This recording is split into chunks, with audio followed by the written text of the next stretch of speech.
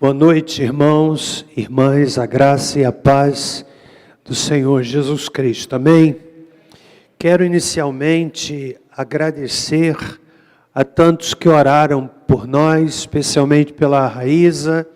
As nossas netas chegaram ontem de madrugada e estão bem, são lindas, e nós glorificamos muito ao Senhor pelo presente duplo de Natal que nós recebemos, a chegada da Clarice e da Emília. Então eu quero agradecer à igreja, agradecer aos irmãos que oraram por nós, oraram por nossa família, e nós somos muito gratos a Deus por essa bênção e pela alegria que Ele está nos concedendo no apagar das luzes do ano de 2022. Então, irmãos queridos que aqui estão, muito obrigado em meu nome, em nome da nossa família, por essa cobertura que os irmãos têm nos dado em oração. Estamos felizes e a Deus toda a honra, toda a glória e todo o louvor. Certamente que nos musicais de Natal nós teremos muitos mais anjos aqui, né? Glória a Deus por isso. Meus irmãos, vamos abrir as nossas Bíblias no primeiro livro de Reis, capítulo de número 10. Você que está me ouvindo pela internet, quero já adiantar qual é o tema da nossa reflexão. É exatamente o seguinte: como encontrar alguém para abrir o coração. Então, se você quiser compartilhar o link deste culto, talvez com alguém que você conheça, que você ama e que está precisando de ajuda, precisando encontrar ajuda para abrir o coração, eu quero encorajar você a multiplicar essa mensagem, convidando pessoas para participarem do culto. Aos irmãos que estão aqui, a minha oração é que Deus use a palavra, os versículos que nós vamos ler, para trazer direção para você, né? Nós não estamos hoje com a igreja bem concorrida, mas eu quero pregar aqui com a mesma firmeza que preguei domingo passado com este auditório repleto. Não é porque eu estou convencido, desde sempre, que a palavra de Deus é viva e eficaz. Amém? Talvez você pudesse ajudar se concentrasse aqui no meio, para eu não ter que ficar assim. Se você puder, se for um bom coração, se for um coração amoroso, se for um coração obediente, se for um coração que quer ser abençoado, né? Se ajudaria bastante ficando aqui ao centro. Muito obrigado pela maneira tão espontânea com que vocês atenderam a esse pedido do seu pastor. Nós vamos ler esse texto e eu quero dizer para os irmãos que eu fui atraído para a palavra dessa noite quando eu li esse texto, né, fazendo uma releitura do primeiro livro de Reis. Já li este livro muitas vezes, já passei por esta passagem muitas vezes, mas sabe aquele momento assim que você vai lendo a Bíblia e Deus joga assim um refletor, né? Foi exatamente isso que aconteceu numa expressão que aparece aqui no capítulo 10 de 1 Reis, e é a partir dessa expressão que eu quero, nessa noite, construir com os irmãos a nossa linha de raciocínio, dando para você dicas. Se você puder ter papel, anotar, para ajudar você, para orientar você, para você não ficar buscando alguém para abrir o coração, buscando pessoas erradas, buscando em fontes erradas, E não pode vir coisa boa de gente errada, vai vir conselho equivocado. Então, eu quero pedir a Deus, ler o texto, pedir a Deus que me use, que me faça um instrumento tão limitado, tão falho, que sirva para abençoar você. Vamos ler então, 1 Reis, capítulo 10. Quando a rainha de Sabá ouviu a fama de Salomão, no que se refere ao nome do Senhor, veio para prová-lo por enigmas. Chegou a Jerusalém com uma grande comitiva, com camelos carregados de especiarias e muitíssimo ouro e pedras preciosas. Apresentou-se a Salomão e lhe disse tudo quanto tinha no seu coração. Tudo o que lhe ia no coração. Salomão respondeu a todas as suas perguntas.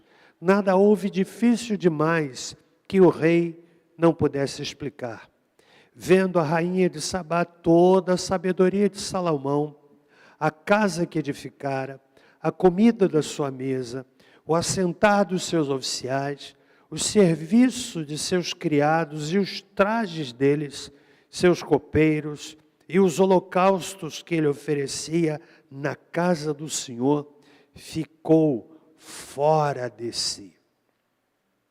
E disse ao rei: foi verdade a palavra que ouvi na minha terra acerca dos teus feitos e da tua sabedoria. Porém, eu não acreditava naquelas palavras até que vim e vi com os meus olhos. Deveras, não me disseram metade. Sobrepujaste em sabedoria e bens a fama que eu vi. Bem-aventurados os teus homens, bem-aventurados estes teus servos, que estão sempre diante de ti, que ouvem a tua sabedoria. Bendito seja o Senhor teu Deus, que se agradou de ti, para te pôr no trono de Israel, porque o Senhor ama Israel para sempre, constituiu-te rei para executar o juízo e justiça, e deu a ela, ao rei, 120 talentos de ouro e muitíssimas especiarias e pedras preciosas. Nunca mais vieram especiarias em tanta abundância como as que a rainha de Sabá deu ao rei Salomão. Também as naus de Irão, que de Ofir traziam ouro, trouxeram de lá grande quantidade de madeira de sândalo e pedras preciosas. Desta madeira de sândalo fez o rei balaústres para a casa do Senhor e para a casa do rei, como também harpas e alaúdes para os cantores. Tanta madeira de sândalo nunca mais se trouxe, nem se viu até o dia de hoje. O rei Salomão deu à rainha de Sabá tudo o que ela desejou e pediu além do que já lhe havia dado da sua munificência real. Então ela voltou e foi para a sua terra, ela e a sua comitiva. Verso 2. Chegou a Jerusalém com uma grande comitiva, com camelos carregados de especiarias e muitíssimo ouro e pedras preciosas. Apresentou-se a Salomão e lhe disse tudo o que lhe ia no coração. Como encontrar alguém para abrir o coração? Senhor, eu quero, nessa noite, neste que é o ponto alto do culto, o momento da palavra, pedir ao Senhor que me faça instrumento para abençoar os que aqui estão, bem como aqueles que nos ouvem em casa ou em qualquer outro lugar através da transmissão pela internet. Que o Espírito do Senhor possa usar a palavra que Ele mesmo inspirou para abençoar cada pessoa aqui. Em nome de Jesus. Amém. Como encontrar alguém para abrir o coração? Talvez a minha fala dessa noite, ela seja uma palavra introspectiva. Ou seja, falando para mim mesmo, isto porque ministério pastoral, dentre tantas atividades, é uma função extremamente solitária. Extremamente solitária. Mas não só o ministério pastoral, como, na grande verdade, os amigos de fato que a gente pode contar não são muitos. Isso é natural, né? Você tem vários níveis de amizade, né? E talvez a minha fala dessa noite, ela seja fruto de uma reflexão comigo mesmo, naquele momento de pensar, de me avaliar, de pensar nas minhas próprias lutas e dificuldades, mas eu sei que todos nós,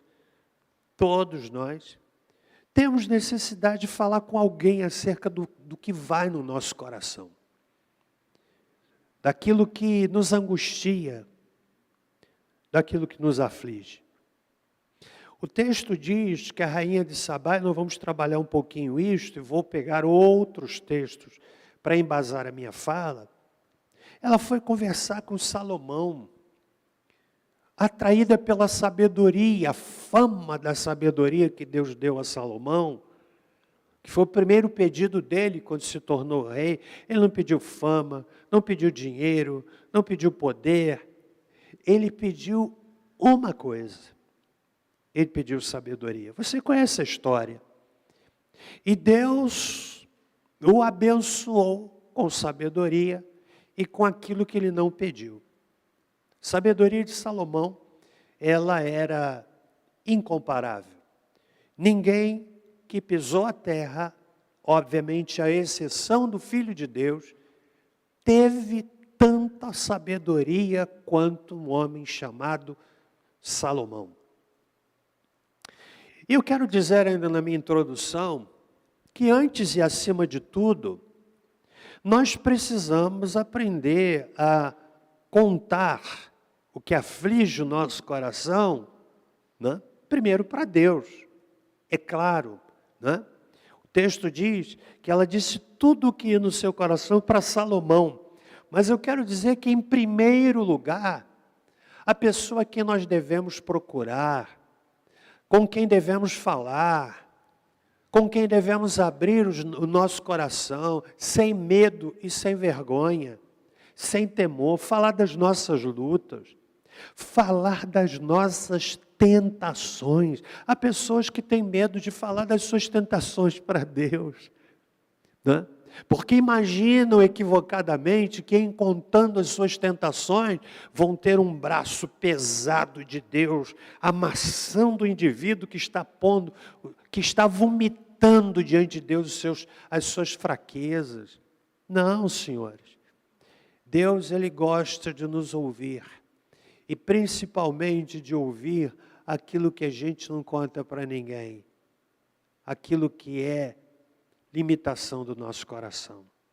Ele continua olhando para nós com amor. Então a primeira fonte de recurso para contarmos o que vai no nosso coração é o Senhor. Eu vejo isso, por exemplo, nos Salmos. Lá no Salmo 139, no verso 4, o salmista diz assim: ainda a palavra não me chegou à língua e tu, Senhor, já a conheces toda. Ou seja, antes de contar para Deus, Ele já conhece o que está no nosso coração. Você sabe por que é importante a gente contar? A gente conta para Deus não é para que Ele saiba o que vai, mas é para que nós tenhamos a confiança de que podemos falar para Deus aquilo que nos angustia, na convicção de que antes que a palavra chegue aos nossos lábios, Ele tudo conhece. Leio no Salmo 142, versos 1 e 2, que dizem assim: oração que fez quando estava na caverna. O salmista diz: Ao Senhor ergo a minha voz e clamo. Com a minha voz suplico ao Senhor. Derramo perante Ele a minha queixa. À sua presença exponho a minha tribulação. Então, como encontrar alguém para abrir o coração? Primeiro e acima de tudo, encontrar no Senhor. Tem uma canção do cancioneiro evangélico que diz: conta para Jesus onde é a sua dor, e vai por aí afora. Ele conhece aquilo que ninguém conhece, Ele vê aquilo que ninguém vê. Ele conhece a nossa intimidade, conhece os segredos mais íntimos do nosso coração. E nós podemos nos aproximar dele como nossa primeira fonte de socorro. Mas eu quero também dizer, irmãos, que nós também temos necessidade de contar para alguém, de carne e osso, o que vai no coração, em busca de orientação e ajuda. Nós precisamos também de encontrar alguém que a gente possa tocar, que a gente possa abraçar, diante de quem a gente possa chorar e que possa ministrar sobre as nossas vidas, que possa orar por nós, que possa nos abraçar, que possa verbalizar, ser boca de Deus para dizer para nós: siga em frente, Deus vai te dar a vitória, não desanime, conserta isso, siga adiante. Todos nós precisamos, sim, de gente de carne e osso para quem nós possamos contar tudo o que vai no nosso coração. Comigo até aqui? Foi esta a necessidade da rainha de Sabá. O problema é que muitas vezes a gente conta o que vai no coração para a pessoa errada. O que eu quero nessa noite, debaixo de um profundíssimo temor do Senhor, é lhe oferecer alguns critérios, alguns parâmetros, algumas balizas, que possam lhe ajudar a não contar, a contar o que vai no seu coração para a gente certa. Tem gente que conta para a pessoa errada, e aquilo que ela contou está na primeira página do jornal não escrito do meio evangélico, do meio da igreja, porque contou para a pessoa errada. Tem um amigo pastor, estava passando um problema muito difícil. Ele contou o problema numa reunião de pastores. No dia seguinte, era assunto em todas as igrejas daqueles pastores. Que constrangimento, que tristeza. Então, buscar a pessoa certa não significa buscar a pessoa que tem um título religioso. Porque é o diácono. Queira Deus que todos os diáconos se enquadrem dentro dos parâmetros que vamos extrair da Escritura e que credenciam a pessoa para que ela se torne alguém capaz de ouvir tudo que vai no coração. Está sendo complicado até aqui? Sim ou não? Amém, gente? Então eu dizia que foi essa a necessidade da rainha de Sabá. A citação da rainha de Sabá na Bíblia, na verdade esse episódio aqui, ele também é encontrado no segundo livro de Crônicas, capítulo 9, de 1 a 12. Mesma proporção de versículos, aqui um versículo a mais. A mesma história. A gente ouve falar pouco da rainha de Sabá. E até quem diga que se trata de uma lenda. Mas eu quero dizer para você, e vou lhe dar aqui uma dica hermenêutica, ou seja, de interpretação, que nos garante e nos dá certeza de que nós não estamos diante de uma lenda. A rainha de Sabá não era uma lenda, era uma pessoa real. Ela é citada, por exemplo, no Novo Testamento. Lá no Evangelho de Mateus, capítulo 12, Versículos 38 até 42 fazem referência a Jonas. Eu preguei sobre Jonas um dia desses aqui. Quem é que se lembra? Quando é que foi? Quando é que foi? Quarta-feira passada. Você lembra o tema da mensagem? Para de fugir de Deus. Não foi esse o tema? Né? Assim como Jonas, a rainha de Sabá não é uma lenda. Por que isso? Olha o texto, Mateus 12, 38.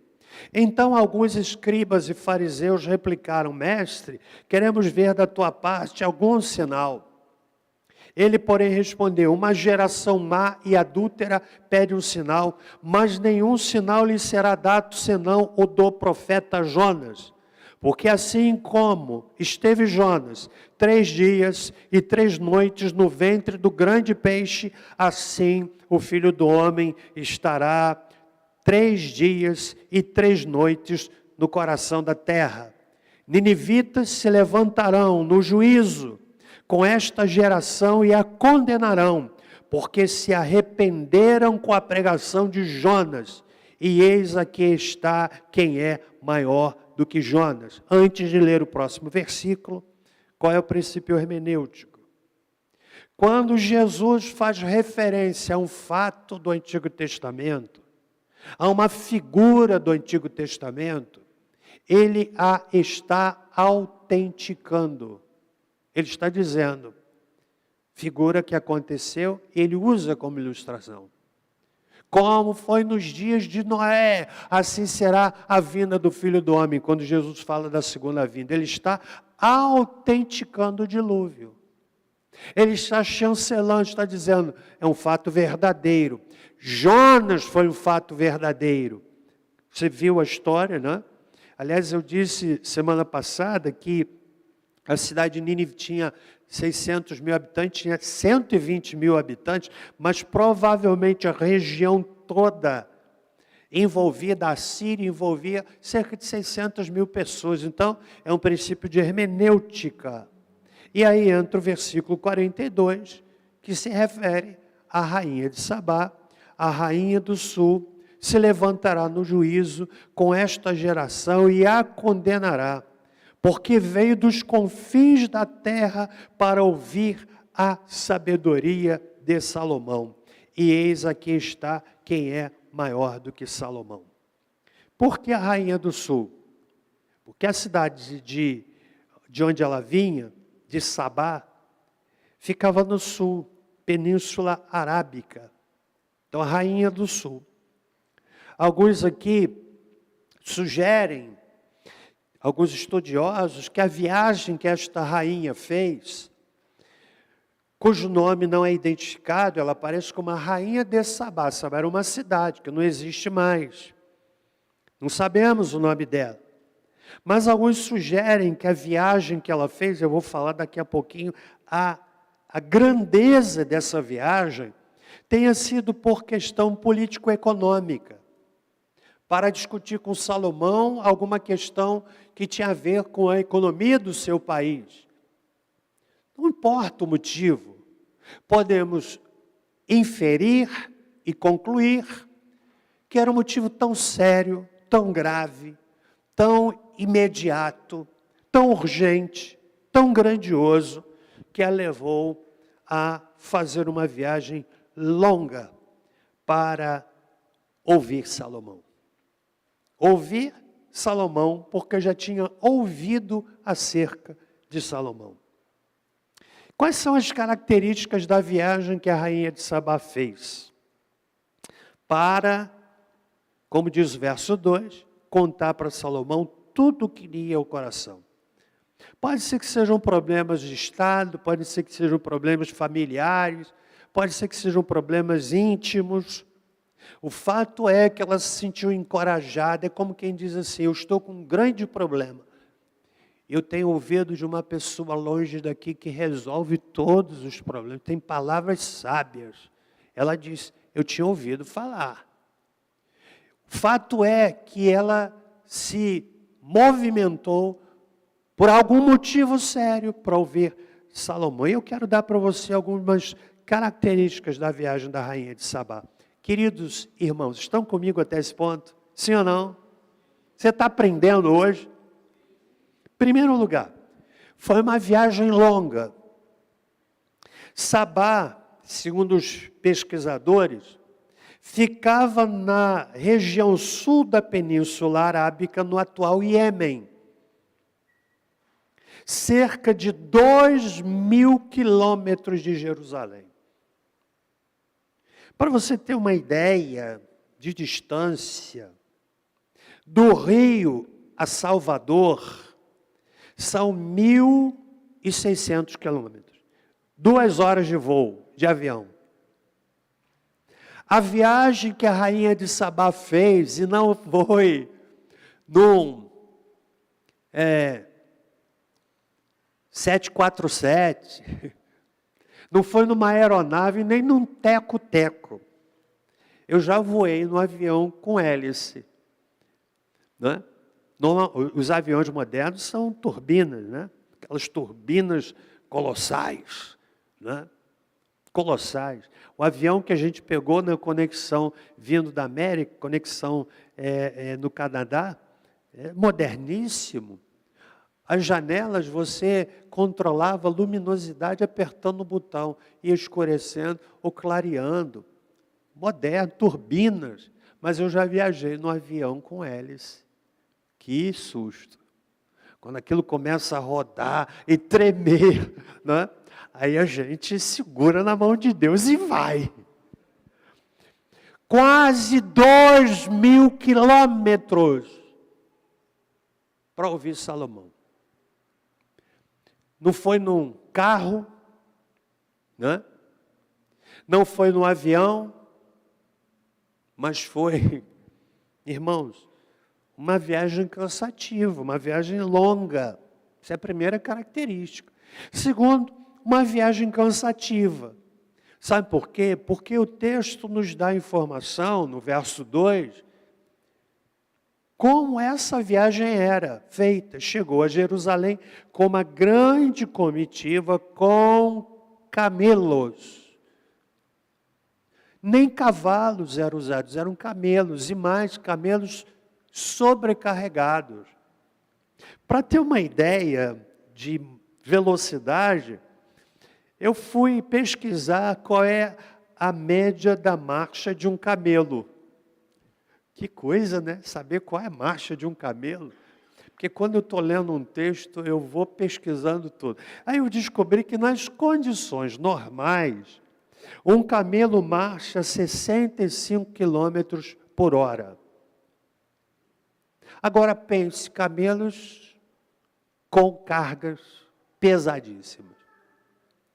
Em um território passando pela Arábia, um território montanhoso muitas vezes, desértico muitas vezes. Pensa bem. Uma viagem cansativa. Gente, viajar de avião. Pastor Reuel saiu ontem, o voo dele 3 horas da tarde, chegou hoje lá 10 horas da manhã, 10h25. Cansativa, conexão, saiu, ele deve estar me ouvindo, saiu do Rio, foi para Brasília, de Brasília veio para São Paulo, e de São Paulo para Petrolina, para encontrar o preço mais barato. Cansativo. Mas um dia saiu, no dia seguinte chegou, pensa, 2.000 quilômetros no lombo de um camelo. Cansativo ou não? Mas em terceiro lugar, foi uma viagem cara. Cara. O texto diz, no verso 2, que estes camelos estavam carregados de especiarias, de ouro e pedras preciosas. Além da questão do material que ela levava, diz o texto também, que ela ia com uma comitiva, verso 2. Outra tradução diz com um grande exército. Pensa na logística de fazer uma viagem de quase 2.000 quilômetros, com muitas pessoas, no lombo de um camelo. Qual é a logística? Primeiro lugar, como é que esse pessoal vai comer? Você pensa na comida na hora da viagem? Tem gente que só pensa na comida, né? Pense na higiene de um exército. Não é? Pense na higiene. Pensa na água para beber. Então, era um exército, uma comitiva e provavelmente uma quantidade enorme de animais levando suprimentos. O que, obviamente, atrasava ainda mais a viagem. E, obviamente, transformava a viagem em uma viagem muito cara. Mas, em quarto e último lugar, na introdução da minha fala, amém, gente? Você está dizendo, eu falei que é introdução, você pode dizer amém? Você pode dizer um amém mais corajoso? Não vou insistir não, tá bom, tá de bom tamanho. Em quarto lugar, foi uma viagem perigosa, porque a viagem passava pela Arábia e todo o percurso contava com salteadores nômades. Agora pense, ainda mais sabendo que ela estava transportando uma enorme quantidade de coisas caras. Aqui no verso 10, diz que ela deu ao rei 120 talentos de ouro. Você sabe quanto isso significa? Cerca de 4.000 quilos de ouro, ou 4 toneladas de ouro. Pensa bem, dias modernos, vamos conjecturar. Imagine se dissesse que o pastor Celso, não, pastor Celso não, eu vou colocar o Sérgio. Soubesse que o Sérgio vai levar 4.000 quilos de ouro daqui para o Rio. Né? E, obviamente, que uma informação dessas, ela não fica segredo de justiça, termo muito usado na modernidade. Sérgio vai com Anderson, com Emerson. E Uri, você também vai. Levar 4.000 quilos de ouro na Kombi da igreja, lá para o Rio de Janeiro. Pensa bem. Tem possibilidade de roubo? Sim ou não? Tem, com certeza. Então, vocês não vão levar esse ouro que não tem. Agora, imagine naqueles dias, dos nômades, assaltantes, que investiam rapidamente e levavam tudo o que podia. Então, era uma viagem também perigosa. Por isso que numa tradução diz que com uma grande comitiva, mas com um grande exército, para levar tudo isso. Tudo para dizer para Salomão tudo o que ia no coração. E é a partir daqui que eu quero então oferecer para os irmãos, e vou ser mais rápido na minha fala, pelo menos 6 balizas que eu preciso colocar em prática na minha vida.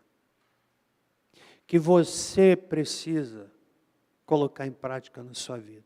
Quando pensar em alguém para dizer tudo que vai no coração. Eu diria que essa ideia de falar o que vai no coração no Novo Testamento é o discipulado.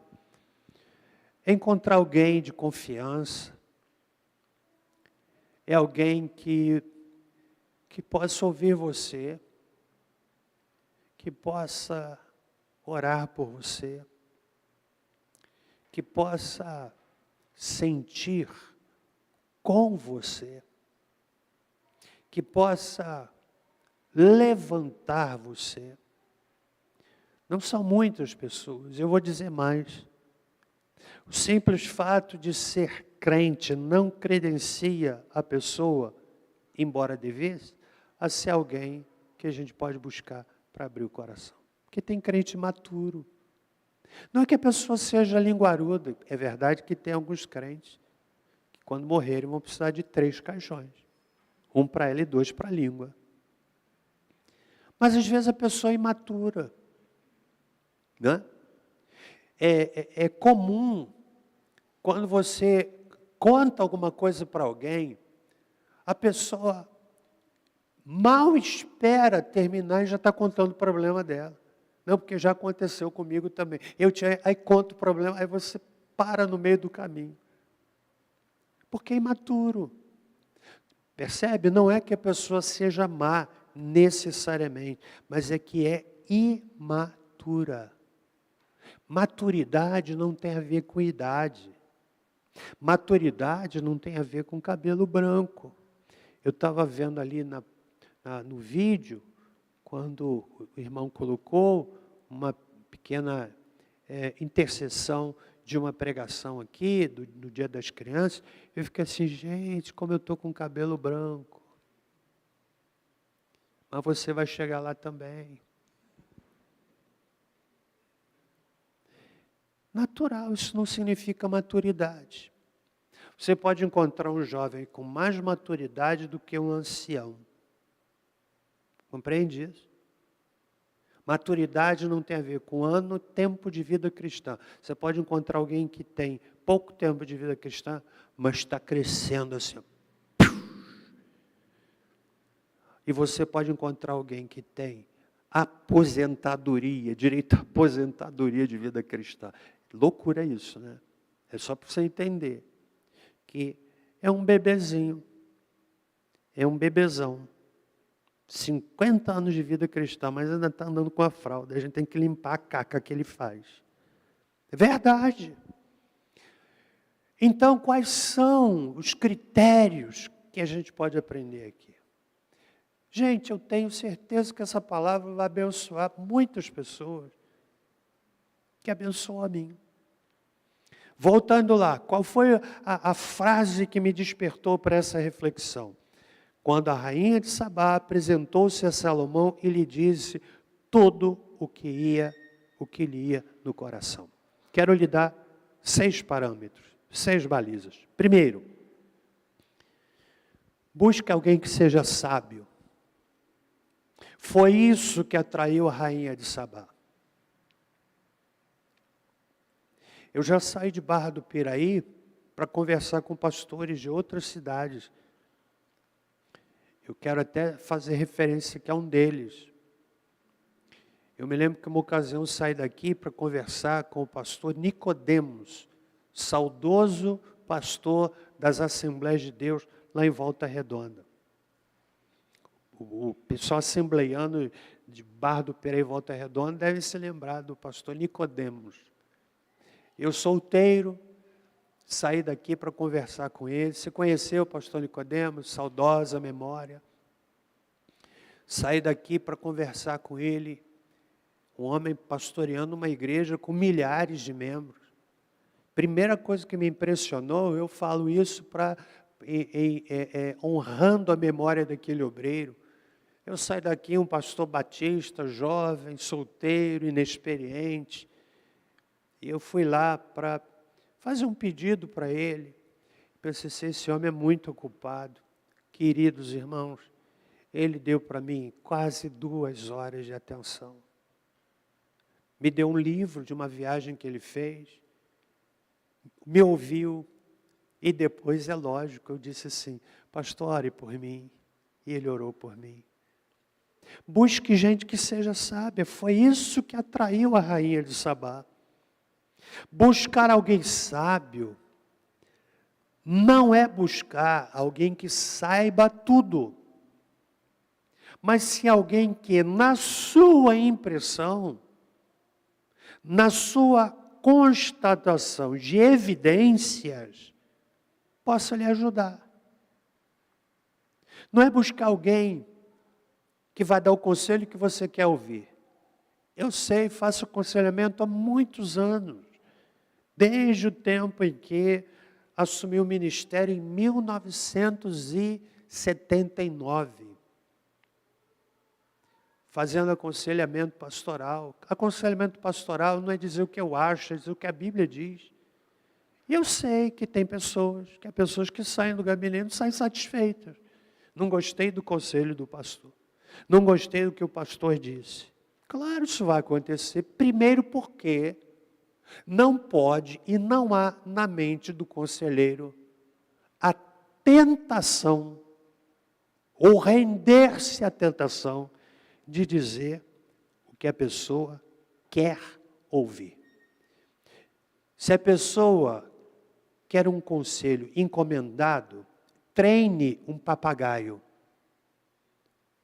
Mas se quiser ouvir um homem de Deus, você vai ouvir o que você vai gostar e vai ouvir o que você não vai gostar. Está entendendo? Você que quer casar, você que está namorando, vai namorar, busque alguém sábio. Depois da decisão de aceitar a Cristo, a decisão mais importante na vida de uma pessoa, sabe qual é? Com quem eu vou me casar. Porque uma decisão errada nesse quesito pode atrapalhar a sua vida espiritual. Quantas pessoas que iam bem, fizeram um mau casamento, iam bem na vida espiritual, fizeram um mau casamento, estragaram a vida. Está entendendo? Segundo lugar, amados irmãos, vocês estão comigo até aqui, estão me entendendo? Aí atrás estão me ouvindo bem? Amém? Você da internet está me ouvindo bem? Dá um joinha, qualquer coisa no chat. Mas acorda, irmão. Segundo lugar, segunda baliza, busque alguém que seja temente a Deus. Eu sei que há uma questão sobre Salomão, porque a partir do capítulo 11, a gente tem um relato do fracasso de Salomão. Salomão fracassou. Se você ler o texto, você vai ver a causa. Versículo 3 diz assim: suas mulheres lhe perverteram o coração. No tempo da velhice, as mulheres perverteram o coração de Salomão. Está aí a partir do capítulo 11, verso 3. Muitos indagam sobre o fato de Salomão ter terminado mal. Eu vou lhes dar a minha impressão e fundamentá-la na Escritura. Há aqueles que ficam indagando, morreu salvo, morreu não sendo salvo. Primeiro que salvação no Antigo Testamento era a salvação na promessa do Cristo que viria. A salvação no Novo Testamento é a convicção do Cristo que já veio. Qual é a minha impressão? Não é muito adequado numa pregação, eu pessoalmente, mas eu preciso dizer qual é a minha impressão. Eu acredito que mesmo tendo praticado tantas coisas erradas, frutos da sua arrogância, Deus teve misericórdia de Salomão. E eu fundamento essa afirmação, evidentemente, sem justificar o injustificável. A Bíblia é absolutamente clara em denunciar os pecados de Salomão e como ele pagou caro. Mas eu preciso ler Salomão não apenas no relato histórico da sua queda. Eu preciso ler o que Salomão mesmo disse no tempo da sua velhice. E onde é que eu encontro isso? Eu encontro isso no livro de Eclesiastes. E lá, no capítulo 12, nós encontramos assim, Eclesiastes, capítulo 12. Você sabe que Salomão escreveu o livro de Eclesiastes. E lá no capítulo 12, Eclesiastes é colocado como o livro da fase final da vida de Salomão. Cantares é colocado no início da sua vida, quando ele fala das delícias do amor. Provérbios na fase intermediária e Eclesiastes no fim da sua vida. Vamos ouvir o que ele diz lá na sua velhice? No versículo de número 9, diz assim: quanto mais sábio foi o pregador, tanto mais sabedoria ensinou ao povo. Estudou, inventou e compôs muitos provérbios. Procurou o pregador achar palavras certas e o que escreveu é reto e verdadeiro. As palavras dos sábios são como aguilhões E como pregos bem fixados são as palavras coligidas dos mestres, as quais nos foram dadas pelo único pastor. Agora olha o que Salomão diz. Demais disto, filho meu, atenta. Não há limite para fazer livros, e o muito estudar é enfado da carne. Por favor, filho, você que tem a sua mãe dizendo, filho, levanta para ir para a escola. Não use esse verso não, viu? Para dizer assim, mãe, está na Bíblia, que muito estudar é enfado. De tudo que se tem ouvido, a conclusão é, olha o que é que Salomão está dizendo.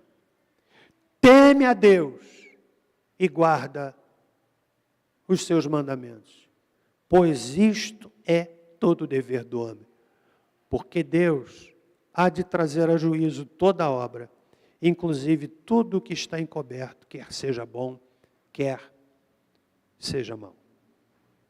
Então eu prefiro ficar com essa palavra de Salomão e dizer que até o tempo em que a rainha de Sabá o visitou, ele foi temente a Deus. Fracassou, fez coisas erradas, e aqui na sua velhice, não sabemos com quantos anos ele morreu, sabemos que ele reinou 40 anos em Israel. Alguns sugerem que ele começou a reinar com 20 anos, portanto teria 60 anos, mas não temos informação exata sobre com quantos anos ele morreu. Então busque gente temente a Deus. Gente que você vê que é temente a Deus. Você consegue perceber gente que é temente a Deus? Às vezes uma pessoa simples, que não tem faculdade, que não tem mestrado, com quanto essas coisas sejam boas, evidentemente, não tem doutorado, não estudou numa universidade de nome, mas você vê aquela pessoa tão temente a Deus.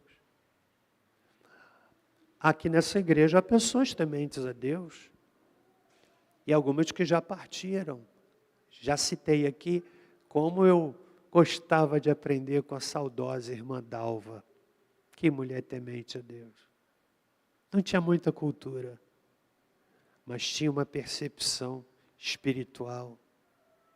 Que o pastor que veio de seminário, estudei num dos melhores seminários batistas do Brasil, Seminário do Sul, tive aula de grego, de hebraico, de psicologia, de epistemologia, e toda gia que você pode imaginar, de geografia, e por aí afora.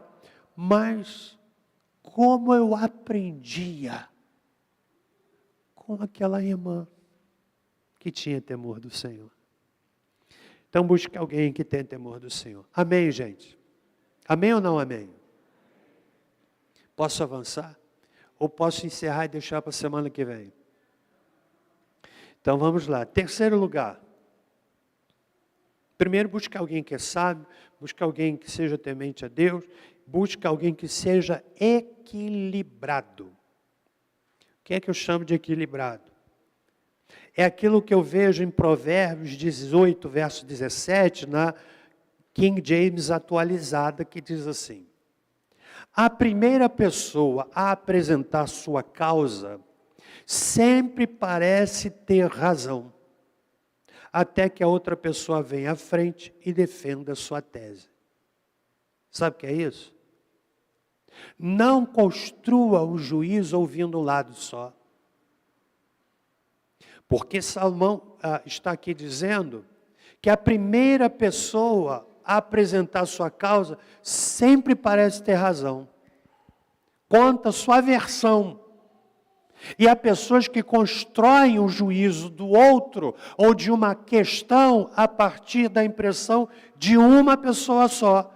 Para você errar menos, você precisa ouvir os dois lados. Entende? Eu chamo isto de equilíbrio. Equilíbrio. Há pessoas que ouvem um lado só e já saem dali. Ninguém conta, ou são poucas pessoas que contam uma questão se apresentando como a causadora. Poucas pessoas fazem isso. Elas jogam luz no erro do outro. Você sabe o que é que o outro fez comigo? e contou isso, e fez aquilo. O equilibrado é aquele que tem paciência, ok. Mas, querido, para eu te ajudar, eu vou ter que ouvir o outro. Muitas vezes, quando a gente fala isso, a pessoa se aborrece. Porque esperava já uma reação. Quem é precipitado e desequilibrado, acaba sendo manipulado. Porque a pessoa vem contra a sua versão e induz a pessoa a ter ações. Eu já caí muito nessa. Por isso que eu digo que esses parâmetros estão servindo para mim. Né? Cai muito nessa. Eu ouvi um lado só, ali daqui a pouco você ouve o outro lado. Não é bem assim. Está entendendo? Amém, gente? Eu gostaria de estar pregando isso para um auditório cheio, para ensinar o meu povo. Né? Mas vamos lá. Quarto e antepenúltimo lugar. Esse antepenúltimo é para tranquilizar você que está chegando ao fim. Busque alguém que seja leal. Versículo 19, Provérbios 25. Olha o que é que diz a palavra. Como dente quebrado e pé sem firmeza, pode colocar aí na versão que o irmão tiver, por gentileza, mesmo que você... Provérbios 25, 19. Como dente quebrado e pé sem firmeza, é a confiança no desleal no tempo da angústia. Numa outra tradução diz assim, como dente que balança. O dente que balança, você tem confiança de morder um pedaço de carne? Sim ou não? O pé quebrado, deslocado, você já deslocou o pé. Você tem confiança de marchar? Sim ou não? Salomão está dizendo, assim é a pessoa desleal. E meus irmãos, é triste lidar com gente desleal. Busque alguém que seja leal. Alguém que seja leal. Alguém que seja uma coisa na frente e a mesma coisa por trás. Você já ouviu aquela história que eu contei? Acho que quem contou, na verdade, foi Billy Graham e eu apenas a repliquei. Você certamente vai se lembrar, mas se lembrar, ótimo, se não lembrar, melhor. Daquele pastor que foi visitar uma família que tinha como hobby de domingo à tarde fazer o seu almoço e ter a sobremesa falando mal da igreja do pastor. Sobremesa era malhar pastor. E aqui cabe uma palavra. Quantos filhos de crentes estão fora da igreja porque vêem os seus pais jantando e almoçando o pastor lá em casa, malhando o pastor? Hoje o menino está fora da igreja. É claro que nem sempre é esse o motivo. Mas isso desconstrói uma ideia de homem de Deus na vida do filho e da filha. Aí aquele pastor foi almoçar na casa dessa família que almoçava galinha com macarrão e a sobremesa era falar mal do pastor. E lá estava um menininho pequeno. E criança, você sabe que criança fala o que pensa. E repete o que ouve. Aí, terminado lá a visita e tal, o menininho ficou olhando, andando ao redor do pastor, e olhava para cá, e olhava para lá, e ele ficou incomodado. Ele disse, meu filho, o que você está fazendo? E a criança disse assim, pastor, eu estou procurando a sua outra cara, porque aqui em casa todo mundo diz que o senhor tem duas. Entendeu? Gente desleal. Como é que se descobre lealdade? Em coisas pequenas. Em coisas pequenas. Fuja de gente desleal. Fuja. Senão é como quem está com o dente quebrado e um pé destroncado. Então busque alguém que seja leal. Lealdade significa você saber que aquilo que você vai contar não vai ser replicado. Há pessoas que não se dão conta e acabam sendo desleais até na oração. Você sabia que tem oração fofoqueira? O camarada conta na oração: ó Senhor, aquele irmão que está naquela situação, aquela tentação, ele está fazendo fofoca do outro na oração. Está amarrado. Não está amarrado não, porque pode soltar, tem que ser consertado. Há coisas que eu ouço no gabinete que nem minha esposa sabe. Você sabia disso? Nenhum diácono vai saber. Nenhum membro da igreja vai saber. E eu até digo para a pessoa: olha, você está contando para mim, a questão é que às vezes a pessoa sai de um aconselhamento, uma coisa grave, a gente guarda o sigilo, aí ela conta para outro. Entende? E às vezes, a gente é até julgado porque a coisa andou. Então busca gente leal para ajudar você, irmão. Anota isso, por favor. Eu vou levar mais 5 minutos ou 7 minutos para ajudar você, menino, menina, adulto, velho, você que está me ouvindo em casa, você que é antigo na sua igreja. Eu estou lhe sugerindo, e mais do que isso, pregando a palavra a partir daquilo que a rainha Elissabá fez. Foi buscar Salomão para contar tudo o que ia no coração dela. Então busque alguém que seja leal. Penúltimo lugar. Busque alguém que seja amigo. Alguém que seja amigo. Provérbios 17, verso 17 diz assim: em todo tempo amo o amigo, e na angústia se faz o irmão. Alguém disse assim: você quer saber quantos colegas você tem? Dá uma festa. Você quer saber quantos amigos? Fique doente. É verdade. É verdade. Leio Provérbios 18, 24. A minha tradução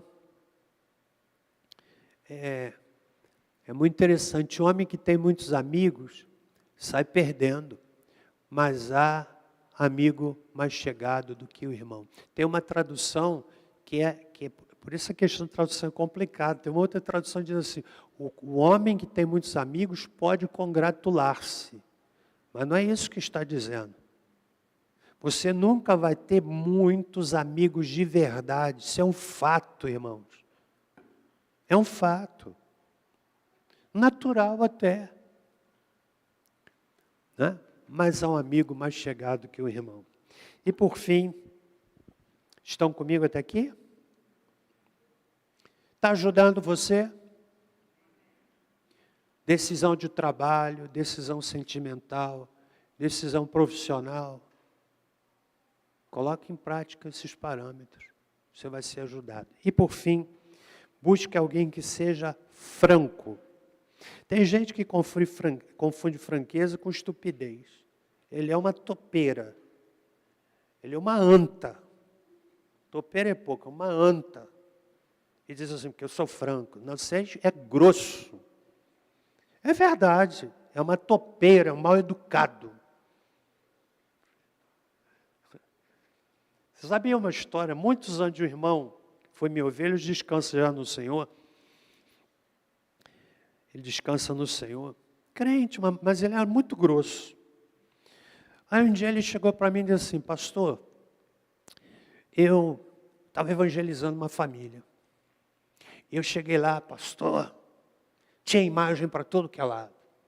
Tinha uma imagem na parede, pastor, contando para mim. Eu cheguei e disse assim: olha, se quer ir para o céu, tem que tirar isso da parede, porque isso é do diabo. E tal. E ele falando assim, eu fiquei ouvindo: não é, irmão? É. E o que a família fez? Eles ficaram ouvindo. Sabe o que eu disse? Eles tinham que ter expulsado você da casa deles. Isso é falta de educação. Tem gente que nessa hora diz assim: não volto mais nessa igreja. Não gostei do que o pastor falou. Busque gente que seja franco, mas ser franco não é ser grosso. Não é ser estúpido. Tem gente que é grossa no estacionamento. É grossa com o zelador. Quando eu peço algo para os zeladores fazerem, eu agradeço a ele. Muito obrigado. Sabe por quê? Isso é princípio básico de convivência. Tem a ver com educação. Entende? Mas eu sou franco. Busque alguém que seja franco para repreender. Alguém que vai repreender você. Verso 5, Provérbios 27. Melhor é a reprimenda feita com franqueza do que o amor não revelado. Reprimenda feita com franqueza. As pessoas normalmente não gostam de repreender. Às vezes trazem para o pastor, para algum líder, fazer aquilo que ele deveria fazer. Ser franco é falar em amor com o irmão, com a irmã. Dizer, querido, você está num caminho errado. Isso é ser franco, porque a Bíblia diz isso. Por exemplo, jovem, você está namorando uma pessoa que não é crente, não vai dar certo, querido, porque a Bíblia diz, não vos prendais em um jugo desigual. Mas pastor, ele até gosta de ir na igreja. Querido, é claro o texto. Então, sabe o que é isso? Você fala com amor, você pode falar manso e arrancar lágrimas dos outros, falando em amor. Está entendendo? Sim ou não? Busca alguém que seja franco. Alguém que não vai passar a mão sobre algo errado que você esteja fazendo. Se alguém passar a mão sobre algo errado, passar a mão por cima, acariciando um comportamento errado que você está tendo, querido, não é amigo. Porque a Bíblia diz, melhor a repreensão feita com franqueza do que o amor não revelado. E por fim, Provérbios 27, 6. Quem fere por amor, demonstra lealdade, mas falsos são os beijos do inimigo. Posto isto, eu espero ter lhe ajudado a encontrar alguém para abrir o coração. Como a rainha de Sabá viajou 2.000 quilômetros no lombo de um camelo, uma viagem cansativa, perigosa, cara, para ouvir um homem sábio. E ela voltou tão feliz e abençoada, porque ela levou e trouxe muito mais do que ela levou. Irmãos, leia para você entender a grandeza de Salomão, lendo sobre o templo de Salomão. Eu estava lendo o templo de Salomão, eu fiquei impressionado, tudo revestido de ouro puríssimo. Que coisa magnífica. Né? Vamos ficar em pé.